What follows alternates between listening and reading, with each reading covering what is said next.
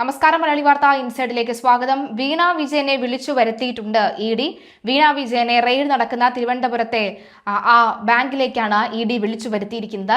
ആ ബാങ്കിലേക്ക് വിളിച്ചു വരുത്തിയ ഇ ഡി കൃത്യമായി തന്നെ ലോക്കറിനകത്തുള്ള എല്ലാ വസ്തുക്കളും എടുത്ത് പുറത്തിട്ട് ഒരു തരി പോലും പിഴ ഉണ്ടാകാതെ ഓരോ വരികൾക്കിടയിലൂടെയും വായിച്ച് അതിന് കൃത്യമായ സംശയമുണ്ടെങ്കിൽ വീണയോട് ചോദിച്ച് അതിന്റെ സുതാര്യത ഉറപ്പാക്കി അതിന്റെ വ്യക്തത വരുത്തിയതിനു ശേഷം മാത്രമേ ഇ ഡി ഇന്ന് അവിടെ നിന്ന് പോവുകയുള്ളൂ എന്ന് വ്യക്തമാകുന്നുണ്ട്. ഇ ഡി വീണയെ വിളിച്ചു വരുത്തുകയാണ് ചെയ്തത്. എന്തായാലും ഈ സംഭവ വികാസങ്ങളൊക്കെ അരങ്ങേറുമ്പോൾ വീണയുടെ പിതാവായ പിണറായി വിജയൻ നിയമസഭയിലാണ്, പ്രതിപക്ഷ നേതാവ് എന്ന നിലയിൽ നിയമസഭയിലാണ്.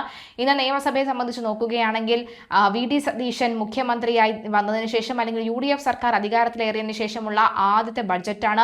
ധനമന്ത്രി വി ഡി സതീശനാണെന്ന് നമുക്കറിയാം. എന്തായാലും ധനമന്ത്രി പ്രഖ്യാപിച്ച ഈ പ്രഖ്യാപനങ്ങളെല്ലാം തന്നെ, അല്ലെങ്കിൽ ഈ പറയുന്ന ഈ ബഡ്ജറ്റിലുള്ള എല്ലാ പ്രഖ്യാപനവും തന്നെ കോർപ്പറേറ്റ് മേഖലയ്ക്ക് വേണ്ടിയിട്ടുള്ള പ്രഖ്യാപനമാണ് എന്നാണ് പിണറായി വിജയൻ പറഞ്ഞു വെക്കുന്നത്. മാത്രമല്ല, ഇത് കോർപ്പറേറ്റ് സ്ഥാപനങ്ങൾക്ക് വേണ്ടിയിട്ടുള്ള, അവരെ സുഖിപ്പിക്കാൻ വേണ്ടിയിട്ടുള്ള ഒരു ബഡ്ജറ്റാണ്. അതുമല്ല, നമുക്ക് വ്യക്തമാകുന്ന സാഹചര്യം നോക്കുകയാണെങ്കിൽ ഇത് പഴയ കാര്യങ്ങൾ തന്നെയാണ്. പഴയ കാര്യങ്ങൾ പുതിയ കുപ്പിയിലാക്കി, പഴയ വീണ പുതിയ കുപ്പിയിലാക്കി കാണിക്കുന്നു. LDF സർക്കാർ ഉണ്ട്, രണ്ടാം LDF സർക്കാരിന്റെ കാലത്ത് LDF സർക്കാർ പറഞ്ഞു വെച്ച ബജറ്റിലെ കാര്യങ്ങൾ മാത്രമാണ് ഇപ്പോഴുള്ളത് എന്നും പറയുന്നുണ്ട്. എന്തൊരു വിരോധാഭാസമാണ് ഈ മുൻ മുഖ്യമന്ത്രി പറയുന്നതെന്ന് മനസ്സിലാകുന്നില്ല. വി ഡി സതീശൻ പ്രഖ്യാപിച്ചത് ഒരു കോർപ്പറേറ്റ് ബഡ്ജറ്റാണ് എന്ന് പറയുകയും അതേസമയം കഴിഞ്ഞ വർഷത്തെ അതേ കാര്യങ്ങൾ തന്നെയാണ് ഈ വർഷവും പറയുകയും ചെയ്യുന്നുണ്ട്. എന്തായാലും വീണ വിജയന്റെ ഈ റെയ്ഡുമായി ബന്ധപ്പെട്ടുള്ള കാര്യങ്ങൾ ചോദിച്ചപ്പോൾ നിങ്ങളും ക്യാമറയും കൊണ്ട് പോകൂ, പോയിട്ട് അറിയൂ അവിടെ എന്താണ് സംഭവിക്കുന്നത് നോക്കൂ, ലോക്കർ തുറക്കുമ്പോൾ വല്ല വിസ്മയവും സംഭവിക്കുന്നുണ്ടോ എന്ന് നിങ്ങൾ പരിശോധിക്കൂ എന്നാണ് മുൻ മുഖ്യമന്ത്രിയുള്ള പിണറായി വിജയൻ പറയുന്നത്. എന്തായാലും CMR എക്സാലോജിക് സാമ്പത്തിക ഇടപാട് കേസിൽ വീണ ടിയുടെ ബാങ്ക് ലോക്കർ തുറന്നു പരിശോധിക്കുന്നു. HDFC ബാങ്കിലെ ലോക്കറാണ് ഇ ഡി ഉദ്യോഗസ്ഥർ തുറന്നു പരിശോധിക്കുന്നത്. ഇ ഡി സംഘം തിരുവനന്തപുരം MG റോഡിലുള്ള HDFC ബാങ്കിലാണ് എത്തിയത്. CRPF ഉദ്യോഗസ്ഥരുടെ കാവലിലാണ് ഇ ഡി ഉദ്യോഗസ്ഥർ പരിശോധനയ്ക്ക് എത്തിയിരിക്കുന്നത്. നേരത്തെ വീണയെ കൊച്ചിയിലെ ഇ ഡി ഓഫീസിലേക്ക് വിളിച്ചു വരുത്തി ചോദ്യം ചെയ്തിരുന്നു. കേസിൽ കൂടുതൽ വിവരങ്ങൾ തേടുന്ന ഇ ഡി വീണയെ വീണ്ടും ചോദ്യം ചെയ്തേക്കും. ഇതിനായി ഉടൻ തന്നെ വീണയ്ക്ക് സമൻസ് നൽകുമെന്നാണ് അന്വേഷണ ഏജൻസിയിൽ നിന്ന് ലഭിച്ചിരിക്കുന്ന സൂചന. കൊച്ചിയിലെ ഇ ഡി ഓഫീസിൽ കഴിഞ്ഞ ദിവസം നടന്ന 8 മണിക്കൂറിലധികം നീണ്ട ചോദ്യം ചെയ്യലിന് പിന്നാലെയാണ് വീണ്ടും ഹാജരാകാൻ ആവശ്യപ്പെടുന്നത്. ആദ്യഘട്ട ചോദ്യം ചെയ്യലിൽ ലഭിച്ച മറുപടികളിൽ പലതും തൃപ്തികരമല്ലെന്നാണ് ഇ ഡിയുടെ വിലയിരുത്തൽ. CMRL ഏതെങ്കിലും തരത്തിലുള്ള സേവനങ്ങൾ നൽകിയതായി തെളിയിക്കുന്ന രേഖകളൊന്നും ഹാജരാക്കാൻ വീണയ്ക്ക് കഴിഞ്ഞിട്ടില്ല എന്ന് ഇ ഡി ചൂണ്ടിക്കാട്ടുന്നു. CMRL പ്രതിനിധികളുമായി നേരിട്ടായിരുന്നു ചർച്ചകൾ നടത്തിയത് എന്നും അത്തരത്തിലുള്ള ഗൈഡൻസുകളാണ് നൽകിയത് എന്നുമാണ് വീണയുടെ മൊഴി. എക്സാലോജിക് എന്ന കമ്പനി നിലവിൽ പ്രവർത്തനക്ഷമമല്ലാത്തതിനാൽ അത്തരം സേവനങ്ങൾ സംബന്ധിച്ച കൂടുതൽ രേഖകൾ കൈവശമില്ലെന്നും അവർ വിശദീകരിച്ചു.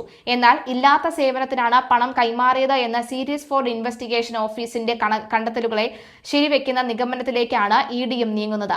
CMRL നിന്ന് 1.72 കോടി രൂപ വീണയിലേക്കും എക്സാലോജിക്കിലേക്കും എത്തിയതിന്റെ വിനിയോഗം സംബന്ധിച്ച് കൃത്യമായ വിവരങ്ങൾ കൈമാറാൻ അവർക്ക് കഴിഞ്ഞിട്ടില്ല. കൂടാതെ CMRLന്റെ അനുബന്ധ സ്ഥാപനമായ EICPL വീണയുടെ കമ്പനിക്ക് നൽകിയ വായ്പയെക്കുറിച്ചുള്ള ചോദ്യങ്ങൾക്കും വ്യക്തമായ മറുപടി ഉണ്ടായിരുന്നില്ല. വീണ നൽകിയ മൊഴികളിൽ ഗൗരവകരമായ പൊരുത്തക്കേടുകൾ ഉണ്ടെന്നും ഇത് ആഴത്തിൽ പരിശോധിക്കേണ്ടതുണ്ടെന്നും ഇ ഡി അധികൃതർ വ്യക്തമാക്കുന്നു. CMRL നിന്ന് 2.78 കോടി രൂപ പ്രതിഫലം കൈപ്പറ്റിയത് ഈ സോഫ്റ്റ്വെയർ പരിപാലന സേവനങ്ങൾ നൽകിയതിനാലാണ് എന്ന് വീണ മറുപടി നൽകിയെന്നാണ് സൂചന. കമ്പനി പൂട്ടിയതിനാൽ സേവനങ്ങളുടെ വിശദാംശങ്ങളോ തെളിവുകളോ കൈവശമില്ലെന്നും പറഞ്ഞിരുന്നു. ബാങ്ക് അക്കൗണ്ടുകളിൽ എവിടെ നിന്നെല്ലാം പണം ലഭിച്ചു, എങ്ങനെ ചെലവഴിച്ചു തുടങ്ങിയവയിൽ വിശദീകരണം ആവശ്യപ്പെട്ടു.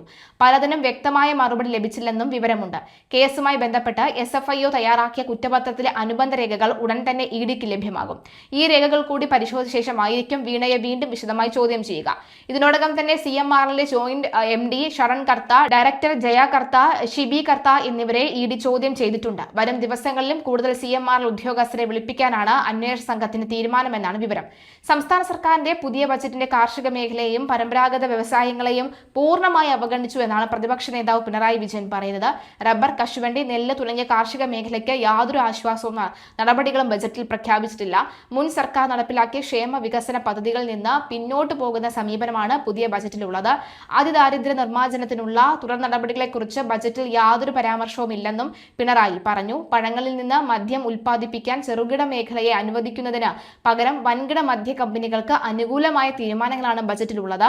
കേന്ദ്ര സർക്കാരിന്റെ നയങ്ങൾ പിന്തുടർന്ന് സംസ്ഥാനത്തും സ്വകാര്യവൽക്കരണത്തിന് കൂടുതൽ പ്രാധാന്യം നൽകുന്നുണ്ട്.